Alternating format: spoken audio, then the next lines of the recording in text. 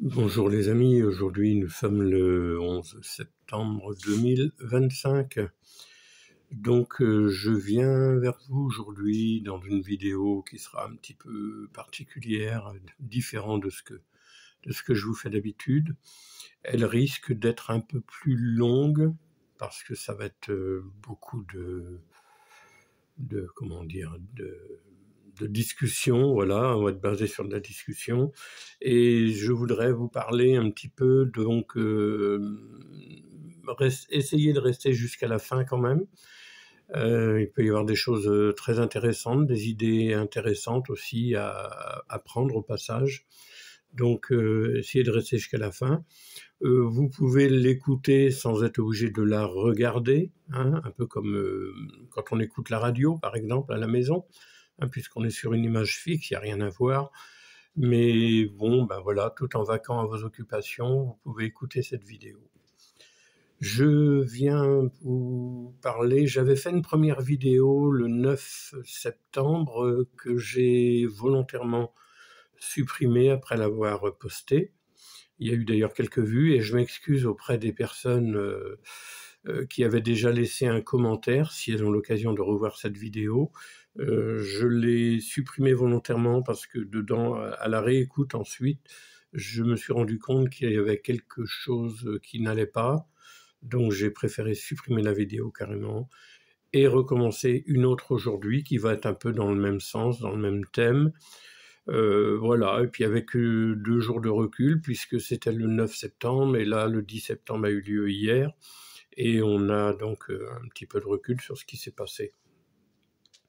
Moi, je ne viens pas pour vous parler de dire si c'était bien le 10 septembre, si c'était pas bien, ce qu'il y a eu, ce qu'il n'y a pas eu. Non, c'est pas le but de cette vidéo. Le but de cette vidéo, en fait, c'est d'essayer de dialoguer avec vous pour vous donner des idées et vous dire, enfin vous montrer la façon dont je pratique moi pour lutter contre certaines injustices, pour lutter contre certains, comment dire, ce que veut nous imposer le gouvernement et ceux qui nous gouvernent entre guillemets, parce que franchement on a quand même une espèce d'équipe de bras cassés depuis 2017, hein, donc on n'est quand même pas gâté. Je suis heureux, moi, personnellement, de n'avoir surtout pas voté pour ces gens-là dès le début, parce que dès le début, Macron, je ne le sentais pas, bien sûr. Voilà, donc maintenant, les choses sont comme elles sont, et il faut faire avec. Il a été élu par défaut, parce que la deuxième fois, on peut dire qu'il a été élu par défaut, parce que si on regarde le pourcentage de votants et le pourcentage de gens qui ont voté pour lui, on voit bien qu'il a été élu par défaut. Maintenant, les choses sont comme elles sont. Il y avait ce grand mouvement hier, le 10 septembre, qui a été un peu... j'ai un peu regardé les infos, les news. Bon, il a été récupéré, bien sûr, ce mouvement. La cause qui était vraiment... Le départ de ce mouvement pouvait être noble, on va dire. Mais voilà, on a vu des dérives, on a vu des choses qui n'avaient pas leur place dans ce genre de mouvement. Maintenant, qu'est-ce que ça donne tout ça? Tout le monde est sorti, il y a eu de la casse, il y a eu des gens interpellés, ça va coûter très cher encore tout ça. On a vu que le gouvernement avait mis en place un beau cordon on va dire répression, je ne sais pas si on peut dire ça comme ça, mais on avait comme 80 000 policiers qui étaient sur le territoire pour contrôler tout ça, des chars anti-émeutes qui étaient, comment dire, prêts à intervenir. Je ne sais pas s'ils sont intervenus. Maintenant, on se rend compte quand même que le gouvernement est fort et puissant avec les faibles, comme toujours, bien sûr. Alors quand je dis les faibles, donc il est fort et puissant sur les Français, sur les gens qui vont manifester pour leur pouvoir d'achat, pour des retraités qui vont manifester pour leur pouvoir d'achat aussi. Enfin, c'est facile, donc là, il n'y a pas de problème, on envoie des policiers, on tire, on éborgne des gens, enfin, on a bien vu ce qui s'est passé avec les gilets jaunes, c'est très facile d'agir comme ça. Bien sûr que c'est facile avec le petit peuple français qui, bon, est assez docile quand même dans l'ensemble. Par contre, quand il s'agit d'aller dans les banlieues, d'aller peut-être mettre de l'ordre là où ce serait vraiment nécessaire, il n'y a plus personne. Là, on ne les voit pas y aller. Et le peu de fois où ils y vont, on a vu des images, ils se font caillasser ou ils ramassent des cocktails Molotov, enfin voilà. Mais donc, là où il faudrait les faire un petit peu mettre de l'ordre, ils n'y vont pas. Par contre, nous, on a le droit de se faire tabasser, de se faire, parce qu'on demande voilà, des choses qui paraissent dans l'ensemble assez logiques. Bon, maintenant que j'ai dit ça, je voulais, moi, vous apporter ma petite pierre, mes petites idées. Ce dont je vais vous parler, ce sont des choses que je pratique au quotidien. Alors, il y a certaines choses que je pratique d'une façon assez récente, on va dire. Maintenant, il y a d'autres choses que je pratique depuis longtemps. Je vais vous parler de mes pratiques pour lutter, justement. Alors, je fais ça, c'est une pratique résistante, on va dire. Je ne sais pas comment expliquer la chose, mais c'est ma façon à moi de résister, de manifester mon mécontentement contre ce système, et qui n'a pas que des défauts, hein, il faut quand même le reconnaître aussi, mais là où je pense qu'il y a des défauts, j'essaie de lutter contre ça à ma façon. Je trouve à mon niveau que c'est bénéfique. Maintenant, je vais vous en parler. Si vous voulez le pratiquer, eh bien faites-le, parce que croyez-moi, si on était des millions de Français à pratiquer cela, eh bien déjà les premiers à qui on ferait du mal, ce sont les banques. Parce que j'ai entendu pendant cette journée du 10 septembre, où c'était bloqué, ne pas payer en carte bancaire, payer en espèces, tout ça. Bon, c'est gentil, c'est mignon de faire ça une journée, mais ça sert à rien. Ça sert à rien. Il faut le faire en permanence, aussi souvent que possible.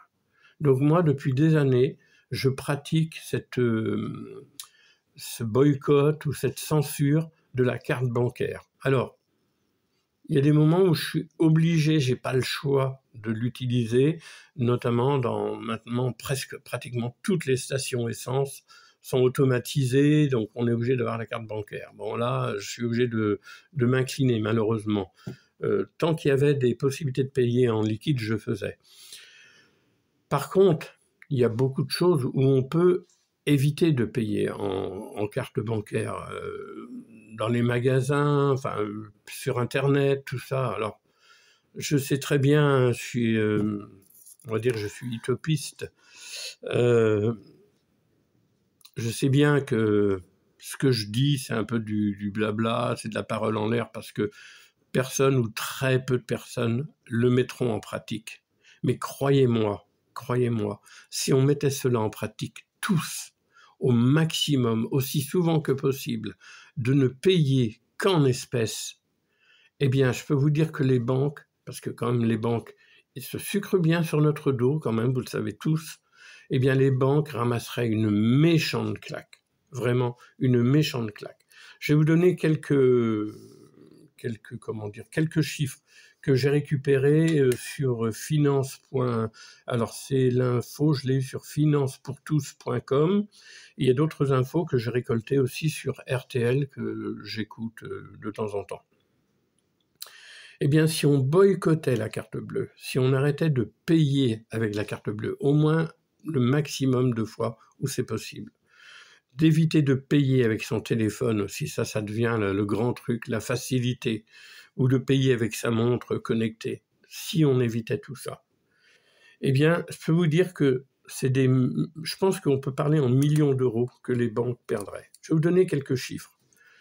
En 2017, le 23 décembre 2017, la veille de Noël, en France, je ne vous parle pas de l'Europe ou ailleurs, hein, uniquement en France, le 23 décembre 2017, la veille de Noël, il y a eu 45, accrochez-vous bien, 45 473 000 transactions de paiement en carte bancaire. En carte bancaire ou téléphone, enfin, mais 2017, il n'y avait pas encore les paiements par téléphone, je ne crois pas. Mais en carte bancaire, 45 473 000 transactions de carte bancaire. Il faut savoir, ça je l'ai entendu sur RTL, que les commerçants n'ont pas la totalité du montant de ce que vous payez en carte bancaire. C'est-à-dire que, par exemple, si vous avez un achat de 100 €, eh bien lui, le commerçant, une fois que la transaction va être faite avec la banque, il ne lui sera pas versé 100 € sur son compte. Non, parce que la banque prend des commissions de paiement de carte bancaire, vous voyez, un petit peu. Et donc, suivant les banques, ça peut aller de 1% à 2,5% de frais de transaction. Ça veut dire que le commerçant, sur 100 €, eh bien, il y a 1 ou 2,5% qui vont lui être pris sur ce montant parce que la banque prend justement des frais de... Voilà. En fait, la banque s'engraisse sur le dos du commerçant. La banque s'engraisse aussi sur votre dos parce que nous, on a tous une carte bancaire, j'en ai une aussi bien sûr. Eh bien tous les ans, on paie pour cette carte bancaire. Moi, je sais que c'est un peu plus de 100 € par an que je paie à ma banque. Donc, la banque gagne de l'argent sur cette carte qu'ils vous font payer, à multiplier par le nombre de personnes qui possèdent une carte bancaire. Regardez les sommes que ça fait pour la banque. Et ensuite, la banque s'engraisse à nouveau sur chaque paiement de carte bancaire chez les commerçants ou autres, enfin partout où vous passez et vous payez en carte bancaire. Imaginez donc entre 1 et 2,5% par transaction, par carte bancaire, suivant les montants, les sommes colossales que ça doit faire pour les banques. Imaginez-vous. Et derrière des banques, vous savez très bien, vous avez des actionnaires. Eh bien, tous ces gens-là, c'est nous qui les faisons vivre. Ils vivent grâce à nous. En fait, les riches vivent grâce aux pauvres. Il faut des pauvres pour enrichir des riches. Regardez, quand vous empruntez, vous payez des intérêts. Bon, d'accord, c'est normal. Mais bon, ils s'engraissent bien quand même.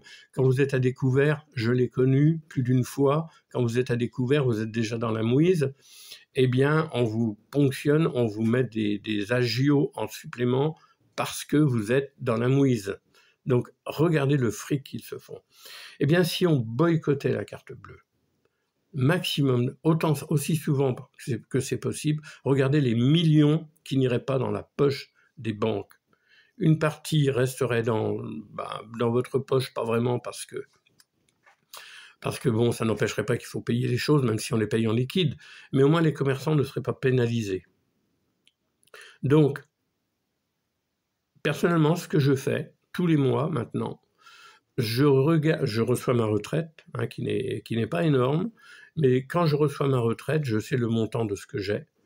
Je sais le montant de mes prélèvements obligatoires que j'ai sur mon compte, comme payer les assurances, payer l'EDF, le téléphone, le crédit de la maison. Donc je sais le total de tout ça, combien ça me fait par mois. Mais ce que je fais, je laisse ça sur le compte pour les prélèvements. Et la différence, je l'enlève. Je prends tout en liquide. Et maintenant, je paie en liquide dans les commerces. D'abord, c'est une très bonne façon aussi d'économiser, je peux vous le dire. Parce que quand on paie en liquide, on voit l'argent filer entre les doigts. C'est pas pareil que de payer en carte ou en chèque, vous voyez. En carte, on met la carte dans le bazar, pof, pof, pof, on voit pas l'argent circuler. Alors que quand on paie en liquide, on voit l'argent circuler et on fait attention. Donc voilà, première idée que je vous suggère. Si vraiment on était nombreux à le faire, eh bien croyez-moi que ça ferait un gros grain de sable dans les rouages des banques et de ce système qui veut toujours nous ponctionner toujours un peu plus. Donc, évitez de payer en carte bancaire, payez en liquide le plus souvent possible. Évitez les paiements avec votre téléphone et les paiements avec les montres connectées. Mais vous verrez, vous en porterez pas plus mal. Maintenant, bien sûr, il faudrait que le maximum de gens le fassent. Donc, je vous ai parlé des records. Alors, un autre record aussi que j'ai lu dans financepourtous.com, en 2023, donc c'est pas très vieux, il y a 2 ans, les transactions de cartes bancaires en France, le total est de 15 milliards. 15 milliards de transactions de cartes bancaires. Donc imaginez là encore, 15 milliards de transactions sur une année de cartes bancaires en France en 2023, avec le pourcentage que les banques prennent aux commerçants, c'est-à-dire entre 1 et 2%. Imaginez le manque à gagner si les gens arrêtaient de payer avec leurs cartes bancaires, le manque à gagner pour les banques. Donc, vous voyez, donc ça c'est quelques chiffres que je voulais vous communiquer. Maintenant, on va passer à un autre sujet, le boycott. Alors, en dehors du boycott des cartes bleues, de téléphone, paiement par téléphone et tout ça, eh bien, on a un autre pouvoir, et ça, c'est quelque chose que je pratique depuis des années. On a le pouvoir de boycotter. Et oui, on n'est pas obligé d'aller dans telle ou telle chaîne de restaurants, par exemple, dans telle et telle. On peut boycotter certains produits, certains commerces. Donc, déjà, je vais donner, moi, les choses que je boycotte quotidiennement, enfin, à chaque fois que je vais en ville ou que j'ai des achats à faire ou quoi que ce soit. Déjà, je boycotte les chaînes de restauration. Par exemple, les McDo, alors ça, j'y mets jamais les pieds, Quick non plus. Vous avez Buffalo Grill, vous avez... les chaînes de restauration, il y en a à l'appel, malheureusement. Eh bien, je les boycotte. Pourquoi? Je les boycotte parce que toutes ces chaînes de restauration tuent le petit commerce, tuent les restaurateurs. Et là aussi, derrière, et je reviendrai souvent là-dessus, derrière les chaînes de restauration, il y a quoi? Des actionnaires. Et à chaque fois que vous allez laisser 10, 20, 50, 100 euros dans une chaîne de restauration, vous allez engraisser des actionnaires. Vous allez enrichir des actionnaires. Et je reviens à ce que je disais tout à l'heure. Eh bien voilà, c'est nous, la classe moyenne, les ouvriers, tout ça, eh bien c'est nous qui enrichissons tous ces gens-là. Vous ne vous rendez pas compte un petit peu quand vous voyez des fois à la télé des yachts, ah ouais, telle personne, il a un yacht de combien de millions, mais pourquoi il a ça, le gars? Et puis il n'est pas con après tout, il n'a pas tort. Ben parce que c'est certainement un mec qui a des actions à droite, à gauche, et il s'enrichit comme ça. Donc, déjà boycotter. Des restaurants, il y en a. Et vous savez, c'est pas beaucoup plus cher. Alors, je parle pas, bien sûr, des restaurants de luxe, tout ça, mais quand vous allez dans un restaurant courant, moi, je vois dans la commune où j'habite, il y a un petit restaurant, on y mange très bien. Et c'est une moyenne de, allez, vous en sortez avec un petit vin ordinaire, vous vous sortez pour 17 euros à peu près. Et on mange très bien. Et c'est de la cuisine faite sur place. Eh bien là, vous faites travailler un petit commerçant, vous faites vivre des gens locaux. Donc, ça aussi, c'est quelque chose à boycotter. Les pizzerias, ces chaînes de pizzerias comme Domino, puis il y en a bien d'autres certainement dont je ne connais pas les noms, mais pareil, eh bien là, vous enrichissez aussi des actionnaires. Donc, allez dans une vraie pizzeria, qui est vraiment, vous avez de la pizza de qualité, avec peut-être des meilleurs produits. Une autre chaîne, en fait, qu'il faut supprimer aussi, qui est en train de tuer toutes les boulangeries, les chaînes de boulangerie. Il y en a de plus en plus. Et croyez-moi, j'ai été boulanger, pâtissier, et je sais de quoi je parle. Et je peux vous dire que dans ces chaînes de boulangerie, vous n'avez certainement pas la qualité maximum en produits. Donc des chaînes comme vous avez la Micaline, vous avez, il me semble aussi Boulangère, des trucs comme ça.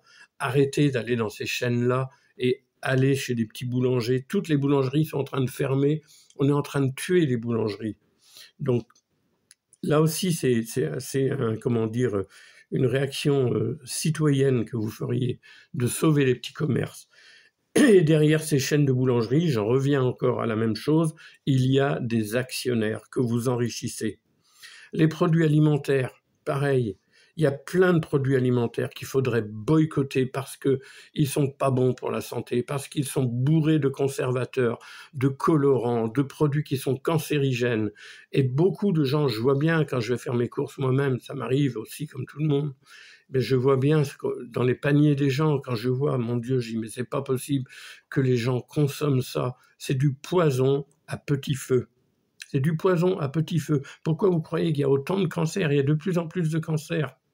Parce que ce qu'on vous donne à bouffer, bien souvent, dans tous ces produits industriels, sont bourrés de cochonneries, de conservateurs. Quand vous voyez des produits qui se conservent pendant des mois, des produits... Alors, il y a des produits qu'on peut conserver longtemps. Par exemple, des bocaux. Moi, je sais que je fais beaucoup de bocaux. Une stérilisation, des boîtes de conserve, des trucs comme ça se conserve longtemps. Il n'y a pas forcément des produits de conservateurs dedans. Mais vous avez plein de produits où c'est vraiment quand vous avez du glutamate. Le glutamate est un produit cancérigène, c'est un conservateur, un exhausteur de goût. Et là, vous bouffez de la merde. Donc ça, il faut boycotter ces produits industriels. Tous ces plats cuisinés, il faut les boycotter. C'est bourré de sel, bourré de sucre. C'est tout ce qu'il faut éviter. Des produits comme Coca. Le Coca, c'est une des pires boissons au niveau cochonnerie, parce que le Coca, j'avais vu un article il n'y a pas très longtemps, il était comparé à du desktop, c'est-à-dire, voilà, c'est comme si vous buviez du desktop, vous savez, vous enlevez toutes les cochonneries, enfin,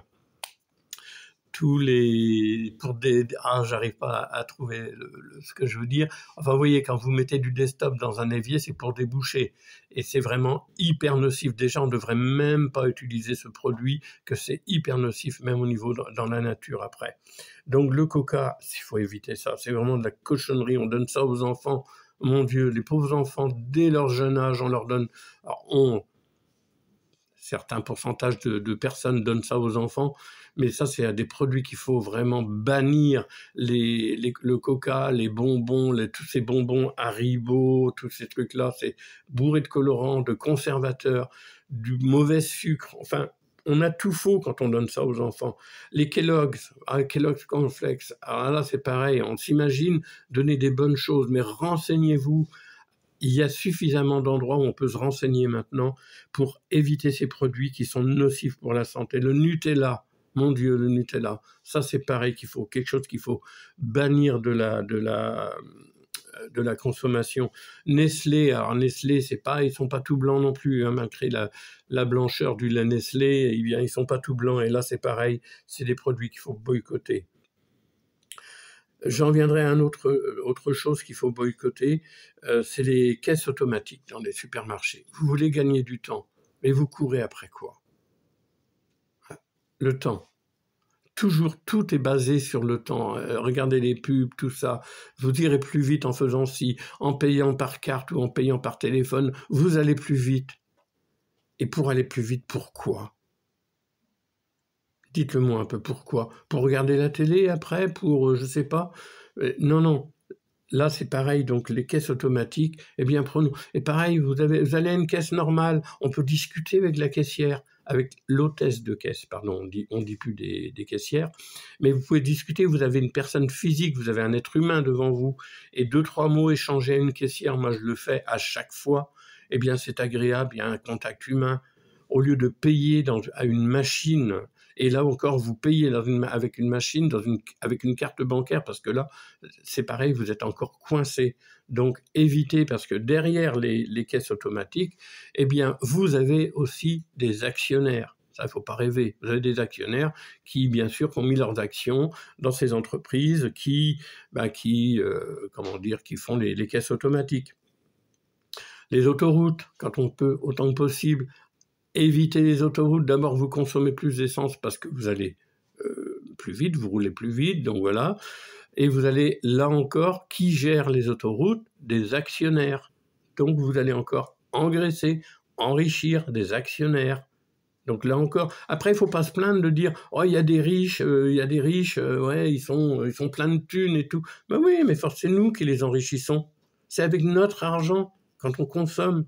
Donc essayons autant que possible de limiter notre argent vers des actionnaires. Alors je sais très bien, en payant en liquide, à un moment donné, quelque chose, on va payer en liquide au supermarché. Moi, c'est ce que je fais maintenant, j'essaie maximum 2 fois de payer en liquide au supermarché.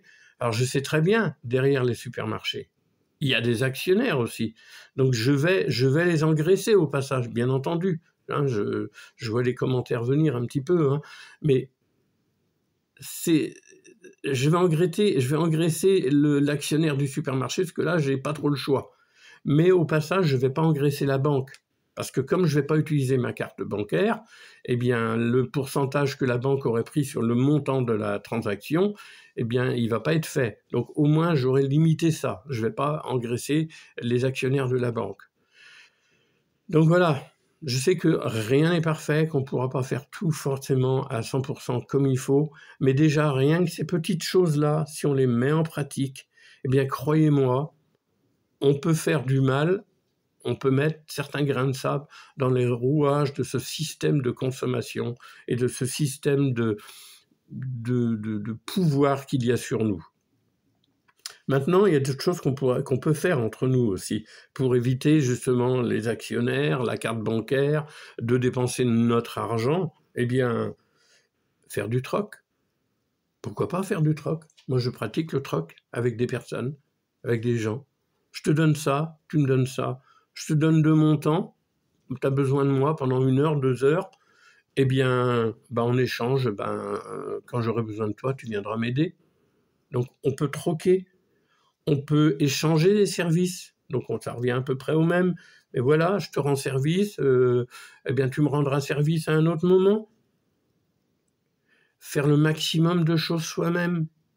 Alors pour ceux qui ont un jardin notamment et qui jardinent, alors je sais que pour les gens en ville c'est plus compliqué, bien entendu, mais pour ceux qui ont la chance d'avoir un jardin, faire le maximum de choses soi-même au niveau du jardin, des légumes, tout ça, faire ses conserves, faire ses confitures, transformer soi-même.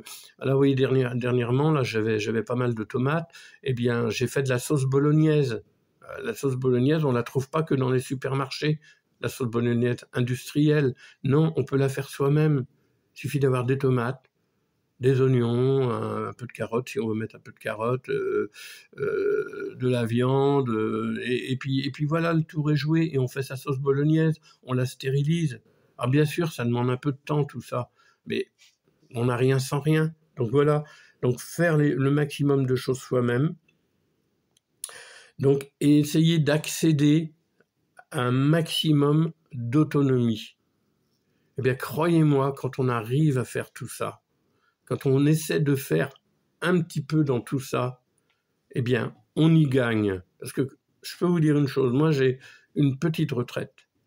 Eh bien, grâce à mon jardin, grâce à ma façon de pratiquer, de tout ce que je viens de vous expliquer là, eh bien, j'arrive à m'en sortir. Il y a des mois qui sont difficiles, certainement, mais il y a des mois où j'arrive à mettre de l'argent de côté. Grâce à tout ça, si je ne pratiquais pas ça dans mon quotidien, eh bien, je serais à découvert à la banque. J'aurais des problèmes. Et grâce à mes pratiques, je n'ai pas de problème. Je suis pas riche, je suis pas, bien sûr, mais en attendant, je ne dois rien à personne. Je ne dois rien à la banque. Et je m'en sors de cette façon-là. Maintenant, ça fait 28 minutes là que je vous parle. J'espère que beaucoup d'entre vous auront été jusqu'à la fin de cette vidéo. Réfléchissez à tout ça. Je sais que c'est pas facile à mettre en œuvre. Mais une question de volonté. On peut toujours faire quelque chose. On peut toujours faire quelque chose. Et le peu que vous ferez, eh bien, ce sera toujours ça de fait. Et plus vous serez nombreux à le faire, eh bien, plus l'impact sera fort. Voilà. Écoutez, j'espère vous retrouver dans les commentaires. J'essaierai de vous répondre le mieux possible. Laissez des commentaires, un pouce en l'air. Vous savez très bien que plus il y a de commentaires, plus il y a de pouces en l'air. Eh bien, la vidéo est mise en avant par YouTube, et donc elle peut être vue par un maximum de personnes.